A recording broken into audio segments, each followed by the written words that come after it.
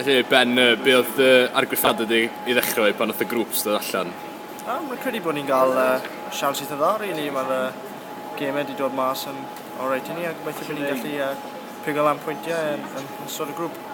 A Gwlad Belg yn un o'r tîm oeddech chi chwarae eto, ti'n edrych ymlaen i hwnna? Ie, bydd nhw'n gêm galed fel tro diwetha, ond mae fe'n rhywbeth ni'n edrych ymlaen i, a gobeithio bod ni'n gallu ennill cwbl o gemau. Os na buzz da gwmpas y garfan ar hynny, pawb yn trio cystadlu am llefydd cyn yr gemau cystadleuol ddechrau? Ie, wrth gwrs, ac mae hwn yn cadw pawb ar y drod, ac gobeithio bod ni'n gallu rhoi perfformiadau dda mewn, a os ni yn gwneud hwnna, bydd ni'n gallu ennill y gemau. A sut mae pethau yn Abertawe ers i Gary Monk dy fewn, ydych chi wedi gweld lot o newidiadau?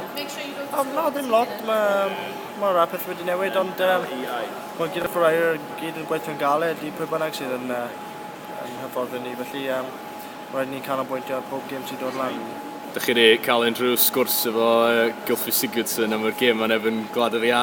Siarad y gwbl efo fo? Na, dim byd am y gêm hwn, ond siwr o fod bydd ni yn pan bydd y gêm yn dod lan. Diolch yn fawr, Ben Davies. Diolch yn fawr.